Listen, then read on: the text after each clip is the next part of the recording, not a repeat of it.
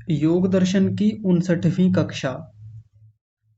प्रथम समाधिपाद चल रहा है और समाधिपाद के अंतर्गत 24वें सूत्र को हम लोग देख रहे हैं। एक छोटी सी भूमिका रख देते हैं कि पहले आया था कि शीघ्रता से समाधि कैसे प्राप्त हो, उसके उपाय की बात थी। तो उपाय बताया था कि ईश्वर प्रणिधान करें, और ईश्वर प्रणिधान को हमने विस्तार से देखा था कि ईश्वर प्रणिधान होता क्या है।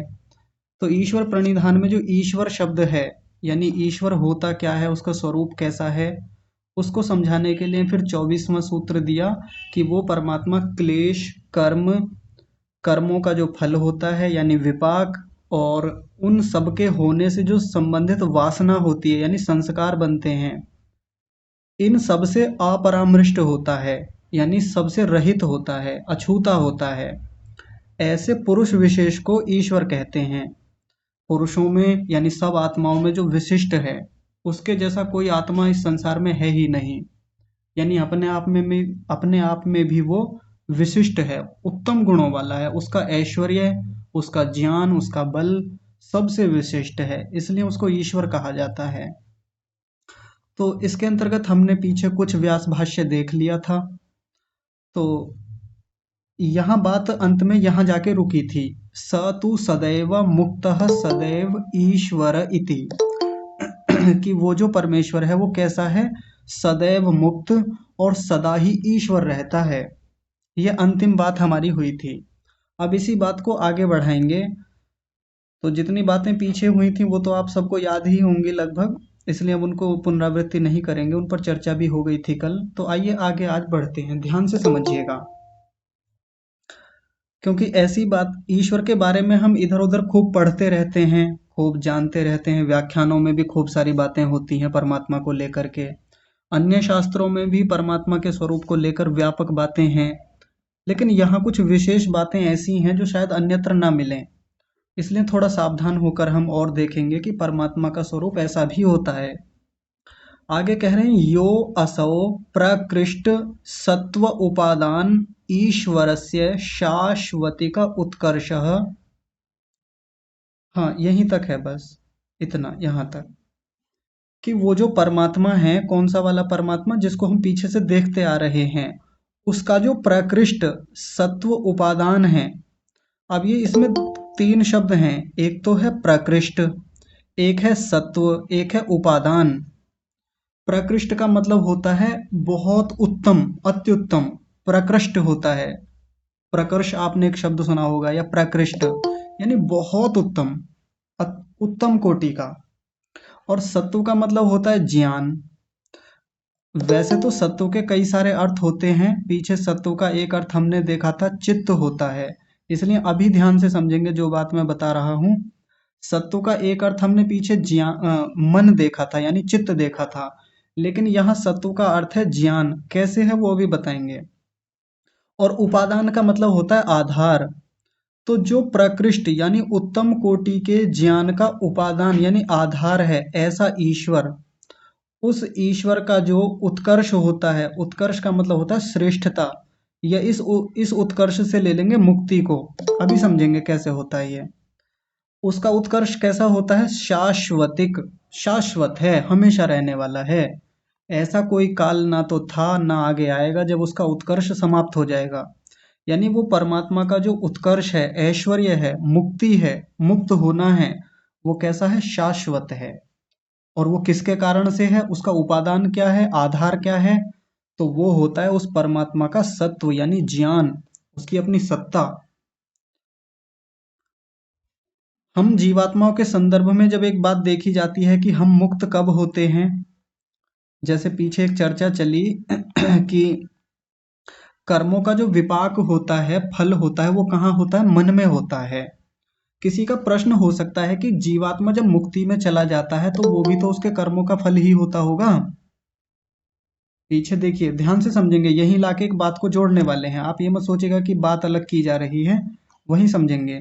हमने समझा था तत्फलम विपाकः ते च मनसि वर्तमाना। ये जो कर्मों का जो फल होता है ना, ये भी मन में होता है। इसलिए जो जो हम कर्म करते हैं, उन कर्मों के कारण से मुक्ति हमको मिलती है, ऐसा नहीं होता। कर्म हम करते हैं, मुक्ति में हाँ सहायक होते हैं हमारे कर्म भी, लेकिन अंततः जो हमारी मुक्ति होती है वो हमारे ज्ञान के आधार पर तय होती है। हमारे कर्म भी देखे जाते हैं, लेकिन कर्म तो गौण रूप से देखे जाते हैं, और वो भी मुख्य रूप से कौन से कर्म? निष्काम कर्म।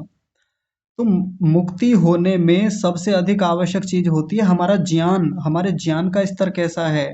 और हम पीछे देख के आए हैं, वैराग्य होने में भी सबसे आवश्यक चीज क्या होती है? ज्ञान, विवेक। और आगे जैसे जैसे हम समाधियों में बढ़ते चले जाते हैं, चाहे वो संप्रज्ञात समाधि हो या असंप्रज्ञात समाधि हो, तो उसके बाद ही मुक्ति होनी होती है। और इन समाधियों में होता क्या है? मुख्य रूप से ज्ञान ही होता है। उस ज्ञान के आधार पर हमारी मुक्ति होती है, कर्मों से मुक्ति नहीं होती। अगर कर्मों से मुक्ति होती तो जिसके जितने ज्यादा कर्म उसकी उतनी बड़ी मुक्ति, जिसके जितने कम कर्म उसकी उतनी ही कम मुक्ति होती। यही तो निकल के आएगा ना। लेकिन मुक्ति सबकी एक जैसी होती है, मुक्ति का कोई स्तर नहीं होता, मुक्ति की कोई क्वालिटी या क्वांटिटी नहीं होती। सबके लिए मुक्ति समान होती है, समान काल होता है, समान व्यवस्थाएं होती हैं, समान आनंद मिलता है। यदि कर्मों के आधार पर मुक्ति मिलती तो किसी की मुक्ति हल्की होती, किसी की अच्छे स्तर की होती, किसी की कम समय के लिए होती, किसी की ज्यादा समय के लिए होती। तो मुक्ति हमारे कर्मों का फल नहीं होता, हमारे ज्ञान का फल होता है। यानी उच्च ज्ञान की स्थिति में जब जाते हैं हम, पराकाष्ठा होती है, तब हम मुक्त होते हैं। तो यहाँ मैंने ये बात इसलिए बताई क्योंकि परमात्मा जो मुक्त होता है, ये जो सदैव मुक्त, क्षमा कीजिए ज्यादा आगे पहुंच गए, यहाँ चल रहा था। ये जो परमात्मा मुक्त है, सदैव ईश्वर है, वो किसके कारण से होता है? अपने ज्ञान के कारण से होता है। और वो उसके ज्ञान को क्या कहा यहाँ पर? उसके लिए विशेष शब्द दिए, प्रकृष्ट सत्व। प्रकृष्ट मतलब उसका अत्यंत उच्च कोटि का जो सत्व है, ज्ञान है, उसके कारण से परमात्मा निरंतर शाश्वतिक उत्कर्ष वाला है। और ये उसका जो ये जो उत्कर्ष होता है, उत्कर्ष माने श्रेष्ठता कह लीजिए, ऐश्वर्य कह लीजिए, या मुक्त कह लीजिए, उत्कर्ष। जैसे उत्कर्ष शब्द हम सामान्य रूप से अपनी भाषा में भी कहते रहते हैं कि एक व्यक्ति का बड़ा उत्कर्ष हो रहा है, उसकी माने वो श्रेष्ठता की ओर बढ़ रहा है, वो उसकी उन्नति हो रही है, धीरे धीरे निचली स्थितियों को छोड़ के ऊपर बढ़ रहा है, उसी को तो उत्कर्ष कहते हैं ना हम। लेकिन परमात्मा का जो उत्कर्ष है वो ऐसा तो नहीं है कि पहले छोटा था, अब आगे आगे धीरे धीरे बढ़ रहा है। परमात्मा का उत्कर्ष तो शाश्वत है, हमेशा से वैसा ही रहता है, यानी हमेशा मुक्त है वो। यानी उसका ऐश्वर्य जो है, उसका ज्ञान जो है, बल है, वो हमेशा उच्च स्थितियों वाला है। ऐसा नहीं कि पहले बंधन में था अब मुक्ति की ओर गया है, पहले ज्ञान कम था अब उसका ज्ञान बढ़ रहा है तो परमात्मा मुक्ति की ओर जा रहा है। बड़े ध्यान से समझेंगे, परमात्मा का ज्ञान सदैव एक जैसा रहता है, और ऐसे प्रकृष्ट सत्व वाला जो परमात्मा होता है, ईश्वर होता है, उसका उत्कर्ष, उसकी श्रेष्ठता, उसकी महानता शाश्वत होती है, हमेशा रहने वाली होती है। तो ये बात क्यों लिखी? ये बात इसलिए लिखी कि हम उसको ऐसा ना कह दें कि वो परमात्मा पहले तो क्लेशों में बंध जाता था लेकिन अभी अभी मुक्त हुआ है, या आगे कभी क्लेशों में बंध या कर्मों में लिप्त हो जाएगा, या उसका भी विपाक बनेगा। नहीं, हमेशा से रहता है। और उसके लिए कारण क्या बताया? प्रकृष्ट सत्व, उसका अपना जो उत्तम कोटि का ज्ञान है। अब देखिए, एक आगे प्रश्न कर रहे हैं, स किम निमित्तम, क्षमा कीजिए, स किम निमित्त आहुस्वित निर्निमित्त इति। ये प्रश्नवाचक चिन्ह यहाँ पर लगेगा, ये गलती से टाइपिंग में गलती है, यहाँ प्रश्नवाचक चिन्ह है। यानी एक प्रश्न खड़ा किया महर्षि व्यास जी ने। प्रश्न क्या कह रहे हैं कि परमात्मा का जो ये इतना उच्च उत्कर्ष होता है, सदैव मुक्त होता है वो, और ऐसा ऐसा ईश्वर होता है जो ऊपर हमने उसका स्वरूप देखा है।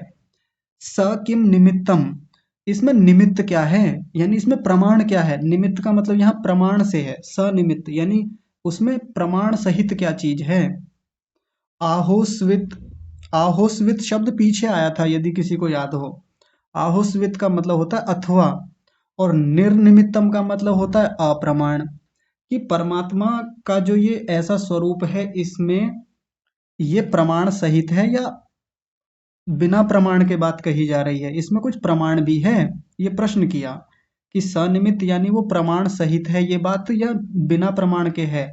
सनिमित्त का मतलब प्रमाण सहित, निर्निमित्त का मतलब बिना प्रमाण के। तो देखिए उत्तर दे रहे हैं अगली पंक्ति में, कह रहे हैं तस्य शास्त्रम निमित्तम। उस परमात्मा के उत्कर्ष में, उस परमात्मा की इतनी महानता को बताने में शास्त्र है निमित्त, यानी शास्त्र को प्रमाण माना जाता है। परमात्मा को मानने के बहुत सारे प्रमाण और भी होते हैं, और भी तरीके से हम अनुभूत करते हैं, जानने का प्रयास करते हैं। जैसे कल की कक्षा में भैया पूछ रहे थे कि परमात्मा को कैसे समझें, कैसे माने कि वो परमात्मा है, उपस्थित है, या उसका ऐसा ऐसा स्वरूप है।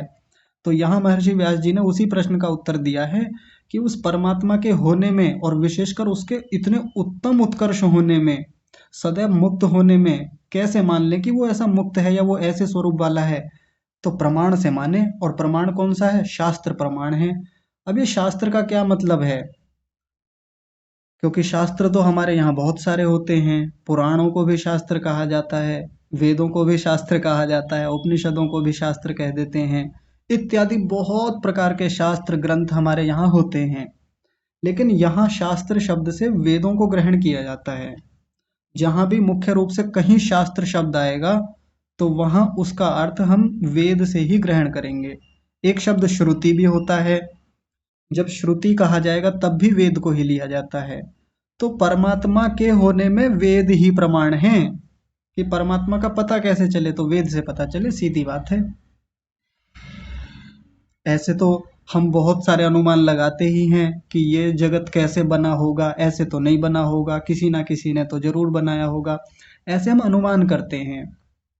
और भी रचनाओं को देख देख करके, थोड़ी अनुभूति के आधार पर किसी को प्रेरणा हो जाती है, किसी को आनंद जैसा आता है, तो उन सब के आधार पे वो कहता है कि हाँ ईश्वर होता है, ईश्वर ऐसा है, ईश्वर वैसा है। कहीं और पढ़ लिया किसी जगह, कहीं किसी के व्याख्यानों में सुन लिया। लेकिन मूल रूप से यदि हम परमात्मा को सिद्ध करना चाहें, परमात्मा को देखना चाहें कि परमात्मा के होने में क्या कारण होता है, क्या निमित्त है, या क्या प्रमाण है, शास्त्र प्रमाण है, यानी वेद प्रमाण है। अब आगे देखिए, एक प्रश्न और किया, शास्त्रम पुनः किम निमित्तम। ये जो शास्त्र की आप बात कर रहे हैं, यानी वेदों की जो बात आपने कही, इस वेद के होने में क्या निमित्त है, या वेद के होने में क्या प्रमाण है? कैसे मान लें कि वेद भी एक प्रामाणिक ग्रंथ है, या वेद को भी प्रामाणिक माने? तो उसका उत्तर देते हुए बड़ी रोचक बात कही, कह रहे हैं प्रकृष्ट सत्व निमित्तम। यानी वो परमात्मा जो है, इसको परमात्मा ही समझिए, ये शब्द जो लिखा हुआ है, यानी परमात्मा का जो ज्ञान है, परमात्मा की जो उच्च स्थिति है, यानी परमात्मा का जो खुद का स्वरूप है, उसकी अपनी स्वयं की सत्ता है, उसका अपना ज्ञान है, उसका अपना ऐश्वर्य है, वो ही निमित्त है। अजीब लग रहा होगा ना कि एक से दूसरे को सिद्ध किया जा रहा है, लेकिन ऐसा ही होता है। शास्त्र से परमात्मा को सिद्ध करते हैं, और शास्त्र को परमात्मा से सिद्ध किया जाता है। क्यों? ऐसा क्यों? क्योंकि ये शास्त्र कहाँ से आया, ये वेद कहाँ से आया? परमात्मा से आया। तो शास्त्र ही परमात्मा को बताता है, परमात्मा ही शास्त्र को बताता है, यानी वेद को बताता है। जब भी मैं शास्त्र शब्द बोलूं तो आप उसका मतलब वेद ही समझिएगा। हालांकि वेद से जुड़े हुए जितने शास्त्र हैं, जैसे योग दर्शन है, ये भी वेद से जुड़ा हुआ है, इसको भी ले सकते हैं गौण रूप में। लेकिन मुख्य रूप से शास्त्र शब्द का अर्थ यहाँ पर वेद ही लिया जाएगा। तो परमात्मा को जनाने वाला यदि कोई प्रमाण है तो वो वेद ही है मुख्य रूप से तो। और फिर वेद को जनाने वाला कोई प्रमाण है, वेद कैसे आया, वेद को कैसे प्रमाणित करें, तो उसके लिए परमात्मा खुद है, परमात्मा ने दिया है, इसलिए ये वेद को हम सत्य मानते हैं। वेद अपने आप में स्वतः प्रमाण होता है, उसको अन्य किसी से प्रमाणित करने की आवश्यकता ही नहीं होती, क्योंकि परमात्मा द्वारा दिया हुआ है। एक उदाहरण से समझते हैं, बड़ा रोचक उदाहरण है इसमें। एक व्यक्ति ने सोचा, लगभग एक व्यक्ति है, मान लीजिए 60 या 70 वर्ष की उनकी आयु है, 70 वर्ष मान लेते हैं। जीवन का एक लंबा अनुभव उनका है, बहुत पड़ाव उन्होंने जीवन के देखे, बहुत सारे आयामों को देखा, प्रतिकूलताएं, अनुकूलताएं, संसार को देखने का एक लंबा अनुभव उनका रहा। एक दिन किसी ने उनसे निवेदन किया कि साहब, आप बहुत वरिष्ठ हैं, अनुभवी व्यक्ति हैं, आप अपनी आत्मकथा क्यों नहीं लिखते? या तो मुझे बताइए, मैं आपकी आत्मकथा लिखता हूँ, या आपकी जीवनी लिखता हूँ, या आप खुद लिखिए। तो ये व्यक्ति कहने लगे कि आप लिखेंगे तो आपके लिखने में दोष हो सकता है। भाई आपको क्या पता कि मेरा जीवन कैसा रहा, मैंने क्या क्या कर्म किए, क्या क्या जो भी किया वो आपको क्या पता। मैं जानता हूँ ना अच्छे से, तो चलिए मैं ही प्रयास करता हूँ अपनी आत्मकथा को लिखने का। उस व्यक्ति ने आत्मकथा लिखना शुरू किया।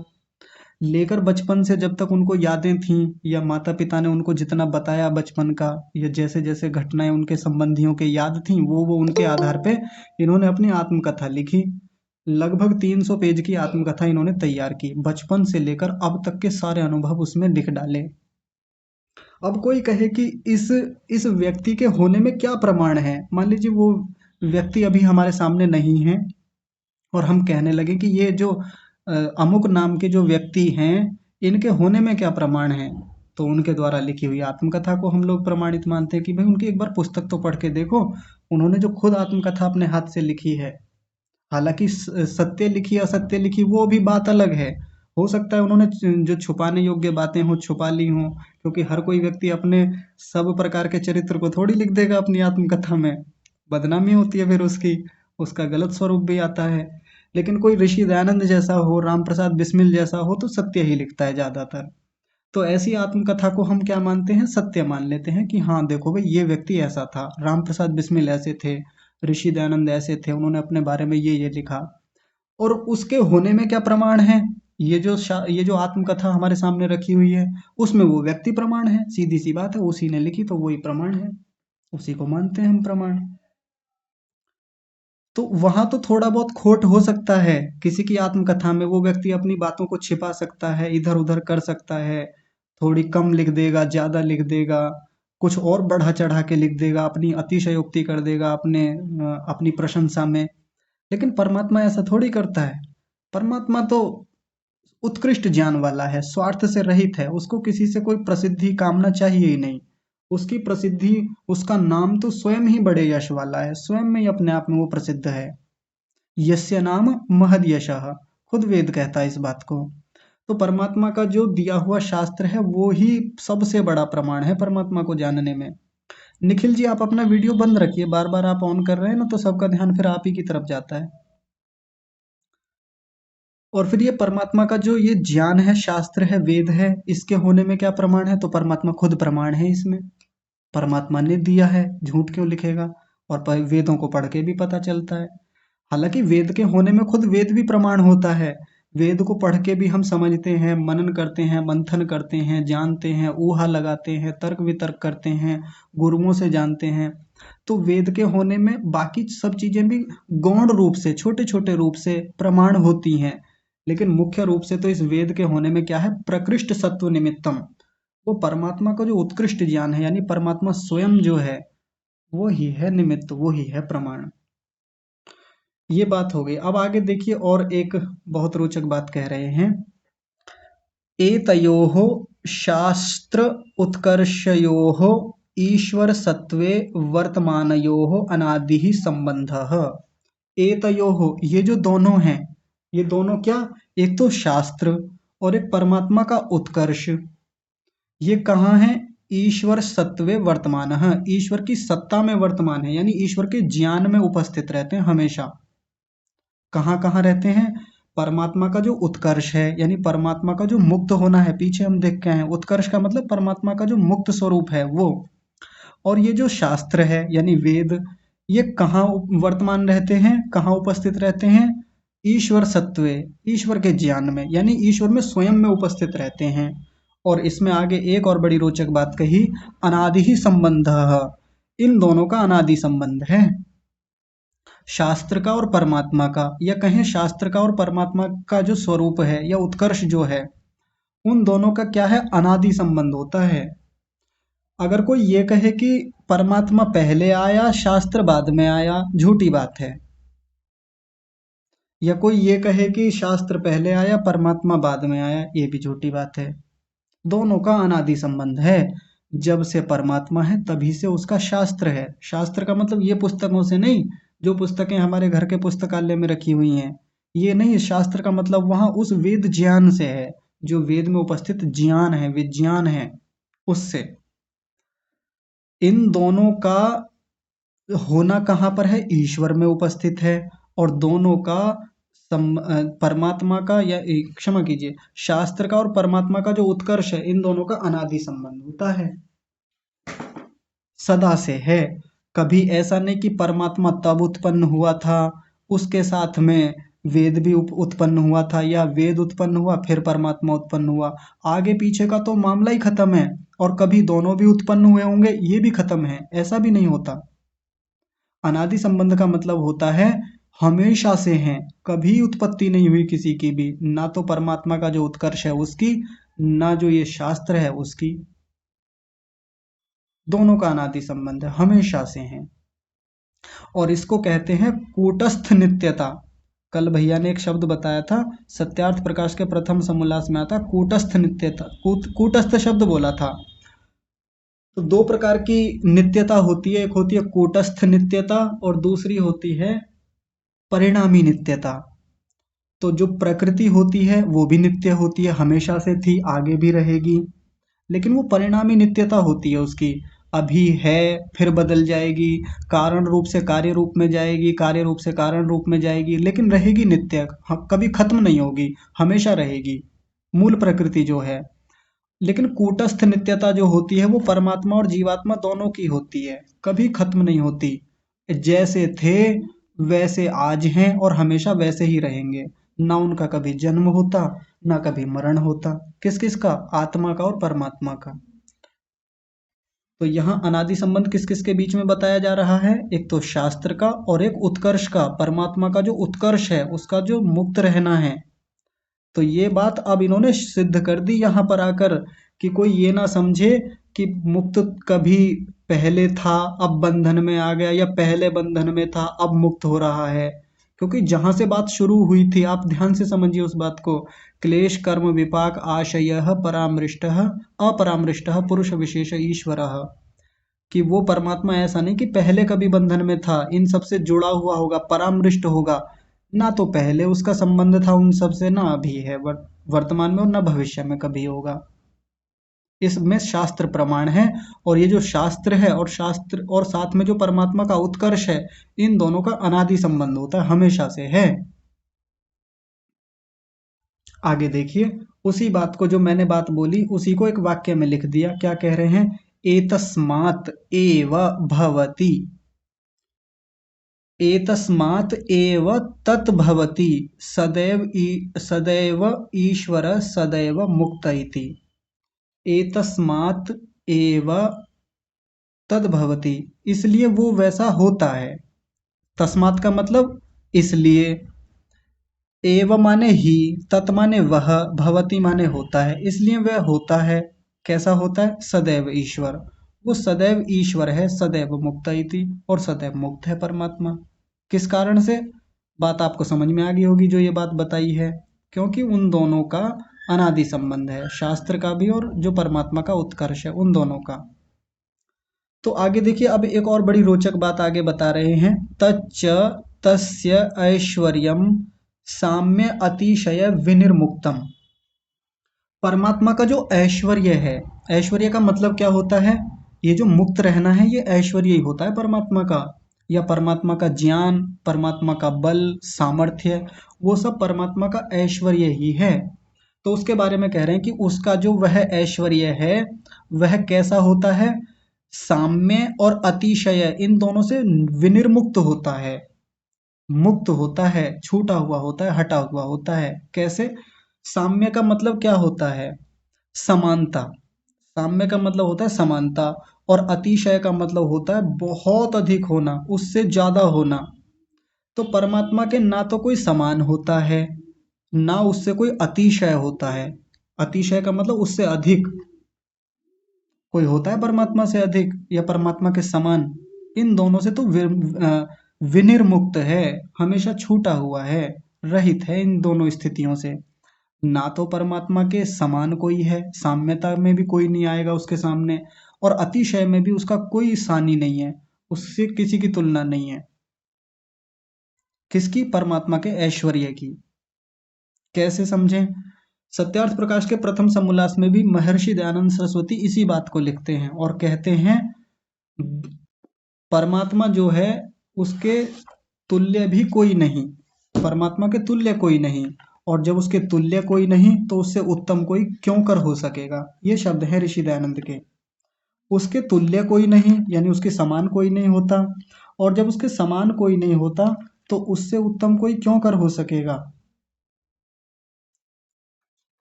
तो ना तो उसके जैसा कोई है, उसका ऐश्वर्य यानी जैसा ज्ञान परमात्मा का होता है। इस संसार में यदि कोई कहे कि देखो एक वो भी हैं, उनका भी ज्ञान परमात्मा के जितना ही है, ये झूठी बात है, असत्य बात है। योग दर्शन इस बात का समर्थन नहीं करता है। और यदि कोई कहे कि वो वस्तु या वो व्यक्ति परमात्मा से अतिशय है यानी ज्ञान में, योग्यता में, ऐश्वर्य में अधिक है, ये भी बात झूठी है। परमात्मा का ऐश्वर्य, परमात्मा के ऐश्वर्य से किसी का ऐश्वर्य ज्यादा है ही नहीं। ये बात इन्होंने यहाँ पर कही प्रतिज्ञा के रूप में। आगे देखिए, न तावत ऐश्वर्यांतरेण तद अतिशयते। उसका जो ऐश्वर्य है यानी ऐश्वर्य अंतरेण, किसी अन्य का जो ऐश्वर्य, अंतरेण का मतलब अन्य से आया यहाँ पर, किसी अन्य का ऐश्वर्य, न माने नहीं, तद अतिशयते, उसको उल्लंघन कर सकता है, उसको हटा सकता है, यानी उससे अधिक हो सकता है, ऐसा किसी का ऐश्वर्य है ही नहीं। कोई कहे कि परमात्मा से भी बड़ा कोई होता है ऐश्वर्यों के मामले में, परमात्मा से भी सामर्थ्य में कोई बड़ा है, नहीं हो सकता, मना कर रहे हैं एकदम। तो आगे कह रहे हैं, यदेव अतिशयी स्यात् तत एव तत् स्यात्।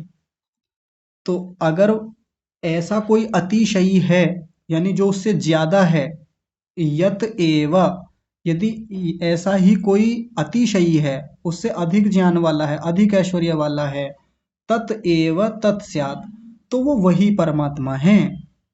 यानी उससे ज्यादा कोई है ही नहीं, बार बार उसी बात को कह रहे हैं कि उससे ज्यादा बड़ा, उससे अधिक योग्यता वाला, उससे अधिक ऐश्वर्य वाला यदि कोई है तो तत एव, वही, तत्स्यात्, वही है, और कोई है ही नहीं। फिर देखिए आगे एक और वाक्य में कह रहे हैं, तस्मात् यत्र काष्ठा प्राप्ति ऐश्वर्यस्य स ईश्वरः। यहाँ पर यानी जो ये बात चली है यहाँ पर, काष्ठा प्राप्ति ही ऐश्वर्यस्य स ईश्वरः, जिसका ऐश्वर्य काष्ठा प्राप्ति वाला है उसको ईश्वर कहेंगे। ये इस बात का क्या मतलब हुआ कि जिसका ऐश्वर्य, जिसकी महानता, जिसकी उत्तमता कैसी है, काष्ठा प्राप्ति वाली है, यानी जिसके ऊपर और कोई हो ही ना। एक शब्द आपने सुना होगा, पराकाष्ठा। पराकाष्ठा मतलब जिसके ऊपर और कुछ नहीं होता, उसको पराकाष्ठा कहते हैं। तो जिसके ऐश्वर्य की काष्ठा प्राप्ति होती है, पराकाष्ठा होती है, उसको ईश्वर कहेंगे। सामर्थ्य वाले का नाम ईश्वर होता है। सत्यार्थ प्रकाश के प्रथम समोल्लास में भी ये बात आती है। सामर्थ्य वाले का नाम क्या होता है, ईश्वर। और इस ईश्वर का सामर्थ्य सबसे अधिक होता है, इसलिए इसको परमेश्वर भी कहते हैं। और ईश्वर शब्द बनता कैसे है, ईश ऐश्वर्य, इस धातु से बनता है, ईश ऐश्वर्य, यानी जो समस्त प्रकार के ऐश्वर्यों वाला है। और ऐश्वर्य में क्या क्या चीजें आती हैं, उसका ज्ञान, उसका सामर्थ्य, उसकी शक्ति, उसकी योग्यता, उसकी मुक्ति, सब कुछ आ जाएगा उसमें। तो उन सब की काष्ठा प्राप्ति है सबसे अधिक, उससे ज्यादा कोई दूसरा है ही नहीं, इसके इसलिए उसको हम ईश्वर कहते हैं। आगे देखिए एक बात और फिर से कह रहे हैं, न च तत्समानम ऐश्वर्यम ऐश्वर्यम अस्ति। तत्समानम, उसके समान, ऐश्वर्यम न अस्ति, किसी का नहीं है, उसके समान किसी का है ही नहीं ऐश्वर्य। तो आगे फिर एक बात कह रहे हैं, कस्मात, किस लिए। कस्मात का मतलब होता है किस लिए। तो देखिए एक बड़ी रोचक बात यहाँ पर कहेंगे, वो कह रहे हैं, द्वयोः तुल्यो तुल्ययोः एकस्मिन् युगपत् कामितेऽर्थे नवमिदमस्तु पुराणमिदमस्तु। पहले यहाँ तक देखेंगे, द्वयोः तुल्यो तुल्ययोः, मान लीजिए दो वस्तुएं हैं और दोनों वस्तुएं आपस में तुल्य हैं, समान हैं, और उसमें से एकस्मिन, किसी एक का, युगपत, वो जो जोड़ा है उनमें से किसी एक का कामिते अर्थे। कामिते अर्थे का मतलब होता है कामना करना। यदि हम किसी एक की कामना करें, दो वस्तुएं हमारे सामने रख दी उनमें से किसी एक की कामना करनी हो, एक को प्राप्त करना हो, तो हम किसको प्राप्त करना चाहते हैं? जो श्रेष्ठ है उसी को तो देखेंगे ना। अब मान लीजिए दो ईश्वर हमारे सामने खड़े हों, तो वहां भी हम यही देखेंगे कि इनमें से कौन सा ईश्वर हमको चाहिए। क्योंकि अब पीछे तो एक बात कह दी कि ना तो उसके समान कोई हो सकता है, ना उससे बड़ा कोई हो सकता है। लेकिन मान लीजिए कि दो दो समान हो गए, परमात्मा के जैसा ही दूसरा परमात्मा आके खड़ा हो जाए, और उन दो तुल्य वस्तुओं में से किसी एकस्मिन एक को कामित अर्थे कामना करनी है, उसकी हमको प्राप्त करना है, तो फिर वहां पर क्या बात आ जाती है? नवमिदमस्तु पुराणमिदमस्तु। या तो हम नए को देखते हैं या पुराने को देखते हैं। जो नया होता है उसको कामित अर्थ है, उसकी कामना कर लेते हैं, उसको पकड़ते हैं, उसको पाना चाहते हैं। और जो पुराणमिदमस्तु, जो पुराना होता है, उसको छोड़ना चाहते हैं। एक उदाहरण से इस बात को समझते हैं। मान लीजिए दो बस हैं, दो बस हमारे सामने खड़ी हुई हैं। दोनों एक जैसी बसें हैं, सब कुछ व्यवस्थाएं उनमें सब कुछ समान है, एक जैसी दिख रही हैं हमको। और हमें उनमें से कहा जाए द्वयोः तुल्योः, कि दोनों तुल्य हैं, समान हैं। इनमें से किसी एक किस में बैठेंगे आप? एक जैसी हैं दोनों, ये भी कह दिया हमसे। तो फिर भी हम कुछ ना कुछ तो उनमें विशेष देख ही रहे होते हैं जिसमें हमको बैठना है। क्या देखते हैं कई बार हम कि यार उसमें भीड़ ज़्यादा है, उसमें बैठना ठीक नहीं है, कौन सी में बैठें? इस वाली में बैठते हैं, इसमें लोग भी कम हैं। या फिर हम देखेंगे जल्दी जल्दी दोनों बसों की तरफ। एक बस में मान लीजिए किधर हमको खिड़की की तरफ सीट दिख जाए, तो हम क्या करते हैं? हाँ, इसमें बैठना ठीक है, इधर खिड़की पर बैठेंगे तो अच्छा लगता है, हवा लगती है इधर बढ़िया से, बाहर भी देखते रहते हैं, बाहर का दृश्य दिखता रहता है। कुछ ना कुछ हमको इसमें नया दिख रहा है, अच्छा दिख रहा है, बढ़िया दिख रहा है, इसलिए हम उसी की कामना करते हैं। भले ही दिखने में दोनों दो चीजें एक जैसी हैं, लेकिन फिर भी हम किसकी कामना करते हैं, किसको पाना चाहते हैं? जिसमें हम कुछ नवीनता देखते हैं, जिसमें कुछ अच्छी चीज देखते हैं। जैसे एक और उदाहरण, मान लीजिए बहुत सारी रोटियां रखी हुई हैं कहीं पर, और रोटियां सेकी जा रही हैं। सामने से रोटी सेकने वाला रोटी बना रहा है, और इधर रोटियों का ढेर लगता चला जा रहा है। सारी रोटियां एक जैसी हैं, गोल हैं, सब एक जैसी बन रही हैं, एक ही आटे की बनी हैं। और हम किसी से कहें कि कौन सी रोटी लेंगे आप, तो कोई बहुत अलग ही स्थिति वाला व्यक्ति होगा जो नीचे से रोटी उठाएगा। ज्यादातर हम कौन सी रोटी उठाते हैं? ऊपर से, नई रोटी, ताजी। यही तो देखते हैं ना हम, ताजी अभी अभी बनी हुई गर्मा गर्म चाहिए हमको। तो नवम इदमस्तु, जो नई होगी, जो बाकियों से थोड़ी बहुत भी यदि हमको श्रेष्ठ दिखेगी, तो हम उसको पकड़ना चाहते हैं, हम उसको पाना चाहते हैं, उसकी कामना करते हैं। ये बात कहीं भी लगा लीजिए, दो एक जैसी वस्तुओं में हम उसी को पाना चाहते हैं जिसमें हम कुछ ना कुछ श्रेष्ठता देख रहे होते हैं। ये बात यहाँ क्यों समझा रहे हैं? क्योंकि कई बार हमने बहुत सारे ईश्वरों की कल्पना कर रखी है, हमने बहुत सारे ईश्वरों को देख रखा है। मंदिरों में जाते हैं, जैसे मान लीजिए हमारे गांव में एक मंदिर है, जब हम उसमें जाएं तो उसमें बहुत सारे ईश्वरों की मूर्तियां लगा रखी हैं, वो तो उनको ईश्वर ही कहते हैं ना। और कहते हैं कि ये वाले भी भगवान है, वो वाले भी भगवान है, वो वाले भी भगवान है। लेकिन किसी ना एक की तरफ झुकाव होता है हमारा, किसी एक ईश्वर की तरफ, एक मूर्ति की तरफ, और उसी के लिए स्पेशल हम जाते हैं। जैसे हमारे गांव का मंदिर है, सबसे पहले उसमें जाएंगे तो हनुमान जी की मूर्ति मिलेगी। फिर दूसरी तरफ जाएंगे तो उधर शिव जी हैं, माता पार्वती हैं, गणेश जी हैं। उसके बराबर में चामुंडा माता का एक छोटा सा मंदिर बना हुआ है, और भैरवनाथ का बना हुआ है, शनिदेव का भी अब तो बन गया है।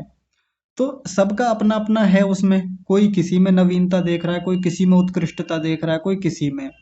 लेकिन यहाँ ये बात बताना चाह रहे हैं, जो अब आगे बताएंगे, तो कह रहे हैं एकस्य सिद्धौ, किसी एक के सिद्ध होने पर, जब एक को प्राप्त कर लिया है, एक को चाह लिया है हमने कि हाँ ये वाला चाहिए भाई, ये वाला श्रेष्ठ है, ये वाला नया है, ये वाला उत्तम कोटि का है। इतरस्य प्राकाम्य विघात, तो इतर जो है, दूसरा जो है, एक को चाहेंगे तो दूसरा जो है उसका क्या हो जाएगा? प्राकाम्य विघात, उसकी कामना का विघात हो जाता है, उसकी कामना हट जाती है।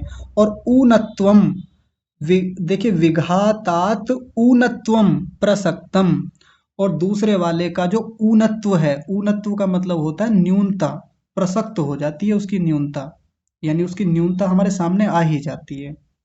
ये वाले भगवान जो हैं, या ये वाले जो देवता हैं, ये जल्दी प्रसन्न हो जाते हैं। शिव जी के बारे में यही तो कहा जाता है ना। और उनको जो ईश्वर मानते हैं वो यही कहते हैं कि ये वाले ईश्वर जो हैं, भगवान शिव जो हैं, जल्दी प्रसन्न हो जाते हैं। ऐसे में फिर वो व्यक्ति माता वैष्णो देवी के मंदिर में नहीं जाता। जैसे हमारे गांव में ही है, हनुमान जी का भी बना हुआ है, माता वैष्णो देवी का भी है। वहां थोड़ा सा जल चढ़ाएगा, थोड़ा सा ऐसे ही बस टीका लगा दिया, कुछ कर दिया। उसको कहाँ ज्यादा दिख रहा है, वो सिद्धि उसकी कहाँ हो रही है जब एक की सिद्धि कर लेता है। कहाँ नवीनता दिख रही है, शिव जी वाले में दिख रही है। तो वहां समय अधिक देता है, वहां अधिक देर तक हाथ जोड़ के खड़ा रहेगा और कामना करता रहेगा, मेरी ये कामना पूरी हो जाए, क्योंकि उसने सुन रखा है कि शिव जी जल्दी कामना पूरी कर देते हैं।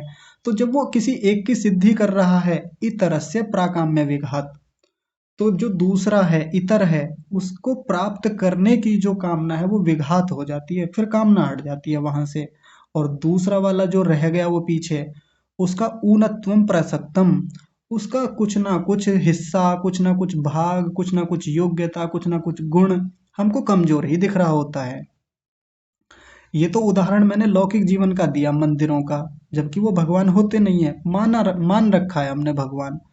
तो यहाँ ये बताना चाह रहे हैं कि यदि कोई भगवान के बराबर आके खड़ा हो जाए और कहने लगे जी मैं भगवान हूं, तो हम फिर भी किसको देखेंगे? हम उन दोनों में ये देखेंगे कि इसमें अच्छी योग्यता किसकी है, उत्कर्ष किसका ज्यादा है, ऐश्वर्य किसका ज्यादा है, किसके पास अधिक सामर्थ्य है, उसी को तो देखेंगे ना।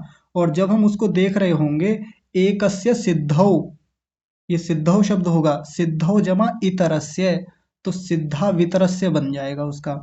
एक का सिद्ध कर लेने पर जब हम एक को प्राप्त करेंगे, तो प्राकाम्य, इतरस्य प्राकाम्य विघातात्, तो दूसरे की कामना हट जाती है, टूट जाती है, और दूसरे वाले का ऊनत्वम, न्यूनता प्रसक्त हो जाती है, दिखाई पड़ जाती है हमको। और परमात्मा के मामले में ऐसा ही तो होता है। जब हम परमात्मा को देखते हैं, आज से पहले इतिहास में भी बहुत सारे लोगों ने दावे किए परमात्मा होने के। रावण जैसे लोग आए, और भी आए, जिन्होंने अपने आप को ईश्वर सिद्ध करने के लिए प्रयास किए कि मैं ऐश्वर्य में सबसे बड़ा हूँ, तीनों लोकों में मेरे जैसा कोई नहीं है, मैं ईश्वर को भी हरा सकता हूँ, मैं ईश्वर का भी नाश कर सकता हूँ, मेरे सामने ईश्वर कुछ है थोड़ी। तो यहाँ से पता चल जाता है कि उसका प्राकाम्य, उसके प्राकाम्य का विघात हो ही जाता है, और उसका ऊनत्वम, उसकी न्यूनता जो है बाद में दिख ही जाती है। क्यों? क्योंकि परमात्मा नित्य है, हमेशा रहने वाला है, अनादि संबंध है उसका अपने उत्कर्ष से, अपनी योग्यता से, अपनी मुक्ति से, अपने ज्ञान से। और ये रावण जैसे जो अपने आप को भगवान कहते हैं, या और भी कोई, आज भी हो सकते हैं ऐसे लोग, उनकी क्या है, वो तो ना वो नित्य भी नहीं है, ना उनका ऐश्वर्य, ना उनकी योग्यता, ना उनका बल, उनका सामर्थ्य परमात्मा के तुल्य छोड़िए, उनके आसपास भी नहीं भटकता कहीं भी। तो उससे उत्तम तो भला क्यों हो सकेगा? अतिशय को तो कैसे प्राप्त हो सकेगा? अतिशय को भी तो मना किया ना ऊपर, कि अतिशय विनिर्मुक्तम, अतिशय भी नहीं होता परमात्मा से किसी का। आगे देखिए, आज इसको पूरा ही कर लेते हैं, क्योंकि फिर सोमवार से नया विषय हम शुरू करेंगे। बस एक दो बातें रह गई हैं इसमें।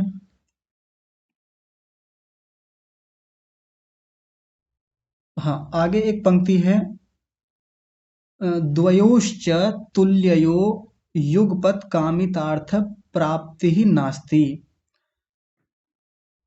तनिक रुकिए, एक बार देखते हैं इसमें कुछ।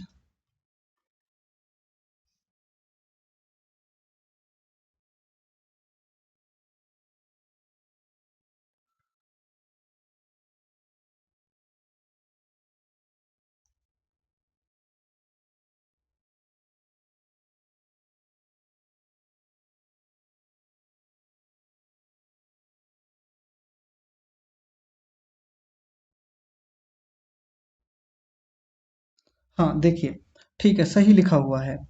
मुझे लग रहा था इसमें कुछ टाइपिंग में कुछ गलती हुई है, कुछ छूट गया है। द्वयोश्च तुल्ययोः युगपत् कामितार्थ प्राप्ति ही नास्ति। जब दो तुल्य वस्तुएं हमारे सामने होती हैं, तो उनमें दोनों की युगपत, जो दोनों हैं उनकी कामितार्थ प्राप्ति ही, यदि हम दोनों की कामना करें प्राप्त करने की, ऐसा नहीं होता कभी भी। हमेशा हमारी स्थितियां वही होती हैं, हम किसी एक को पाना चाहते हैं। जैसे सामान्य रूप से तो हम, मान लीजिए बाजार में गए, तो बाजार में जाने के बाद में मान लीजिए बिस्किट है कोई सामने रखा हुआ है, दो पैकेट एक जैसे रखे हुए हैं, तो हो सकता है वहां हमारी कामना हो कि हाँ भाई दोनों ही दे दो, हमें तो दोनों ही चाहिए। दो टूथपेस्ट एक जैसे हैं बिल्कुल, हाँ दे दो दोनों, चल जाएंगे, आ जाएंगे काम, ले लेंगे इनको भी। दो सेब एक जैसे रखे हुए हैं, बिल्कुल एक जैसे, हाँ ले लेते हैं, उनकी कामना हम करते हैं। लेकिन यहाँ जिस बात को बताना चाह रहे हैं, ऐसे लौकिक उदाहरण भी बहुत सारे मिल जाएंगे। जैसे मान लीजिए मुझको चश्मा लगाना है और दो चश्मे रखे हुए हैं दुकानदार के पास, तो या तो मैं दोनों को ले लूंगा, लेकिन दोनों को लेने के बाद में भी लगाऊंगा तो एक ही। ऐसा होता है कभी कि दो चश्मे लिए और मैंने दोनों लगा रखे हैं? ऐसा तो नहीं होता। तो यदि दो तुल्य वस्तुएं हों, तो उनकी जो कामना की जाती है, उनकी प्राप्ति की कामना, तो ऐसा नहीं देखा जाता कि किसी हम दोनों को ही पालें।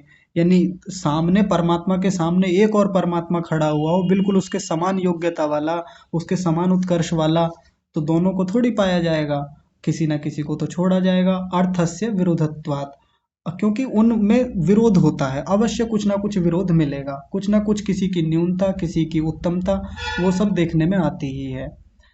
अन्य स्थानों पर भी देख लीजिए, जैसे मान लीजिए अ, मुझको टोपी पहननी है, टोपी भी मैं एक अगर मैं कहीं से खरीद के लाऊं, तो एक बार में दो टोपी थोड़ी पहन लेंगे।